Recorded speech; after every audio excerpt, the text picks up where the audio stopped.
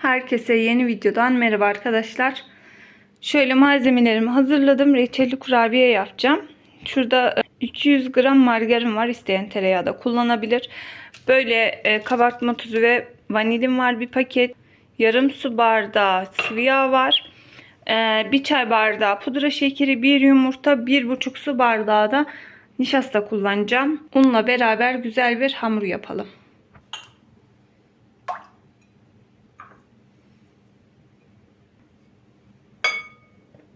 Kabartma tuzunun yarısını kullanacağım. Çünkü bana bir çay kaşığı kadar lazım. Şu kadar yeter.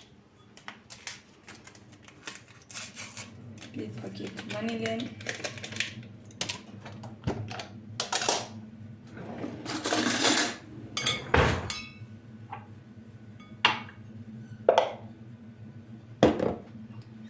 Şöyle yapalım.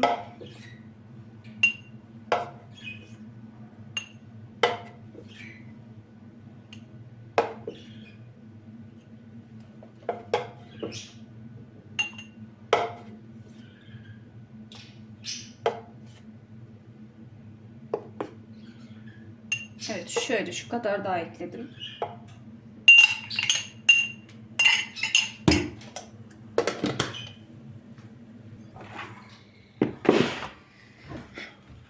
Şöyle bir karıştıralım, elime vurmak istemiyorum. Çocukları da okula gönderdim arkadaşlar. Etrafta şöyle bir toparladım. Bugün öyle bir işim yoktu pek.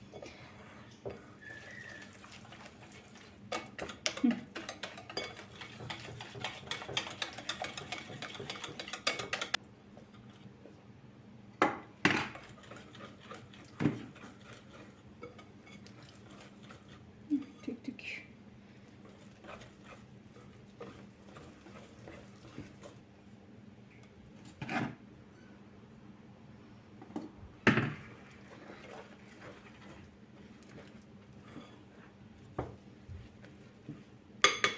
Artık elimi katacağım içine. Çırpıcıyla bir yere kadar.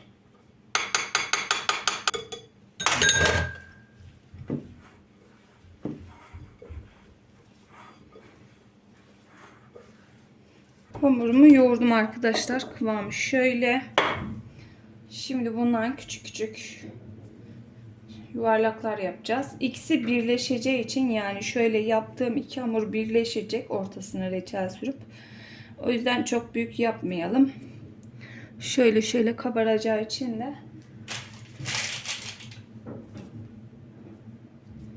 hepsini o şekilde yapıp tepsime alacağım.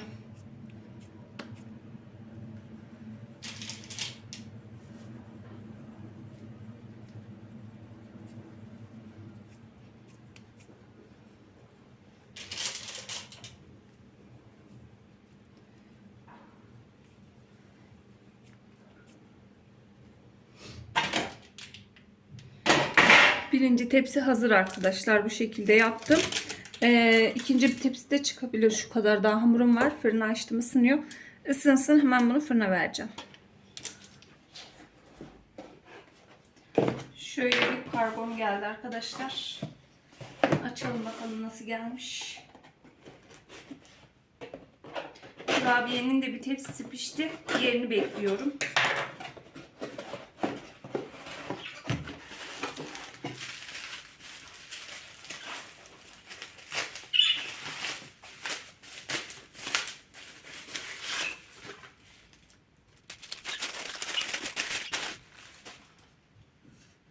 Bakayım. Evet, ezik falan yok. Sağlam gelmiş.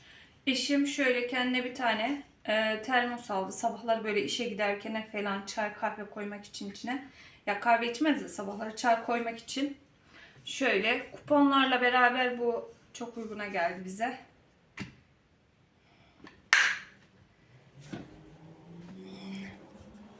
Bakın şöyle kapak kısmı da şeyden alacaktık. Decathlon'da vardı. Bir gittiğimizde hatta göstermiştim size de. O zaman kararsız kalmıştı. Daha sonradan biz gittik. Ürün bitmişti maalesef. Onun içinde böyle süzgeci de vardı. Böyle poşet çay falan yapmak için. Bu da böyle bir şey. Böyle yanında taşımalık. Ama şeyde fotoğrafta rengi bej gibi gözüküyordu. Ya bana öyle geldi. Şurası nasıl çıkıyor? Neyse şimdi şöyle dursun, uğraşmayacağım. Kurabiyeye bakalım. Evet arkadaşlar, şöyle ikinci tepsimiz de çıktı fırından. Böyle hafif üstleri çatlak çatlak oldu. Şöyle. Şimdi bunun bir ilk sıcaklığı çıksın. İlk önce şu tepsi yapalım, ondan sonra bunu yaparız. Şimdi şöyle bende biraz çilek reçeli vardı. Ondan kullanacağım. Biraz da çikolatalı yapacağım. Bir kaşık da çikolata aldım tabağıma.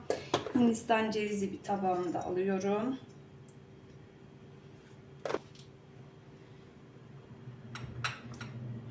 Şöyle tanesinden değil de su kısmından koyacağım.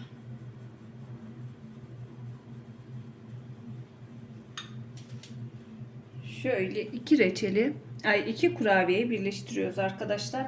Kenarlarını da şöyle hafiften reçele bulayıp Hindistan cevizine bulayacağız etrafına. Bunu tablet çikolataları eritip o şekilde de yapabilirsiniz. Normal çikolata yerine.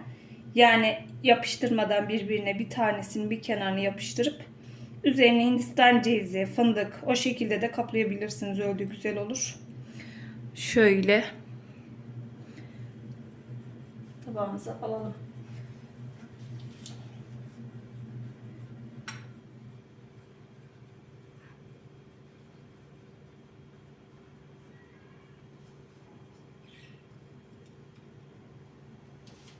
Çok tatlı oluyorlar.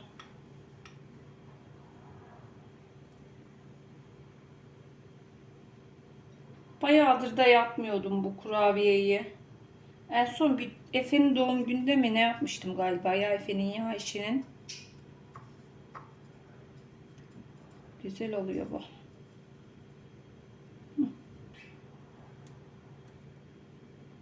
Nasıl yapsak?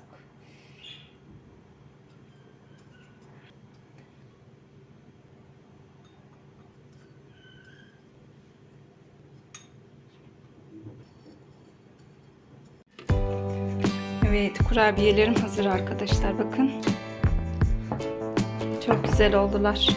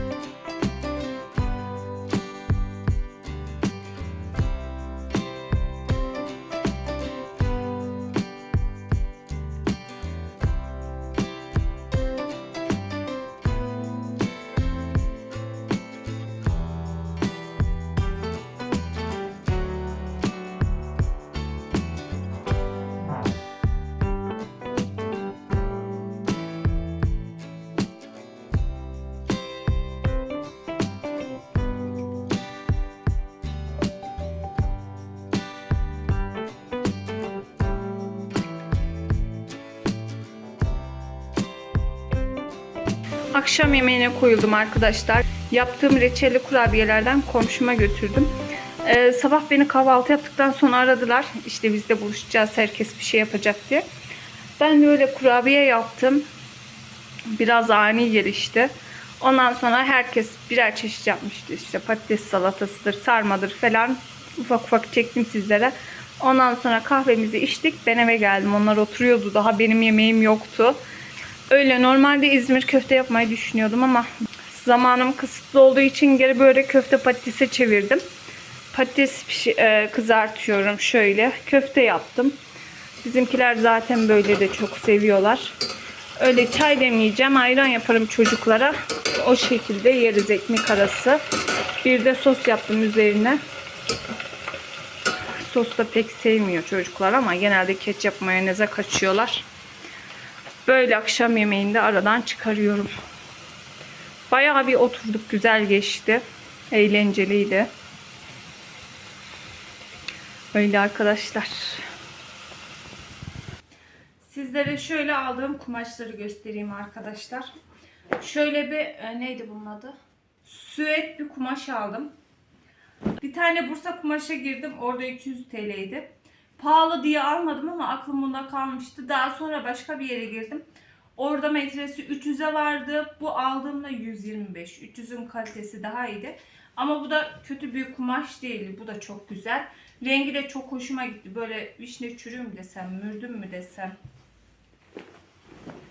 Bakın şöyle bundan 3 metre aldım. Bundan böyle tunik pantolon takımı yapmayı düşünüyorum. Belki de etekli yaparım, belli olmaz, bakalım bir. Modelini kafamda kurayım, bir tam belirleyeyim. Çok şık durur diye düşünüyorum. Güzel yapabilirsem inşallah. Bunu biraz daha sonra yapacağım. Bunu hemen yapmayacağım. Ondan sonra bir de şöyle elbiselik kumaş aldım. Viskon kumaş. Bundan da yine 3 metre aldım. Böyle elbiseli kumaşta çok kararsız kaldım. Bir krep mi alsam dedim ama krep de bilmiyorum, yazın böyle yakardı. Ben daha çok elbiseyi yazın giyiyorum zaten. Viskon rahat oluyor. Böyle yazlık terletmiyor. İnce, efil efil. Böyle aldım arkadaşlar. Siyahlı, beyaz değil de tam bu şeyleri krem gibi. Bunu aldım. Gerisi genelde evde giymelik. Şöyle bir tane kumaş aldım. Bundan böyle yazlık, evde giymelik böyle bol paça pijama yapacağım. Şundan da yine aynı şekilde pijama yapacağım. Bunlar 1.20 olması lazım. 1 metre 20 santim aldım.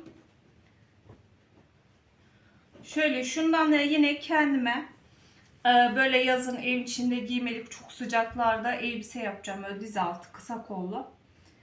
Bundan 2 metre aldım yanlış değilsem. Kumaşlar böyle arkadaşlar. Sabahlık kumaşı alacaktım aslında ama onu unutmuşum. Tamamen aklımdan çıktı. Daha bilmiyorum, eksiğim belki de vardır ama artık gittikçe alırım. Bir de şöyle ip aldım. Şuna uydurdum. Yine başka şeylerde de kullanırım. Zaten benim hiç doğru düzgün ipim yok. Bir tane siyahla beyaz var sadece. Böyle şu pijamalık kumaşlar ikisini Ayşe beğendi. Onun istediğini seçtim. Bunları kaldırayım. Ama en çok şu kumaşımı beğendim. Şöyle yakından göstereyim sizlere. Bakın şöyle telefonda biraz daha farklı gibi çıkıyor rengi ama böyle koyu mürdüm rengi. Rengi çok güzel. Çok beğendim. Şöyle gölgeli gibi, hafif desenli gibi böyle. Kameraya tam yansımıyor ama kumaş çok güzel. İnşallah bunu güzel bir şekilde yapabilirim. Şöyle. Bunların hepsi viskon. Hep viskon seçmişim. Eve gelince fark ettim.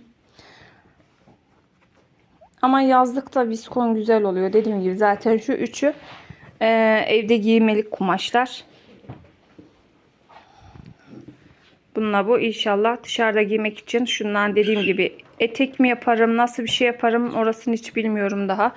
Aldım ama bu biraz daha kışlık bir kumaş. Yazın giyilmez sanırım, çok sıcaklarda yakabilir.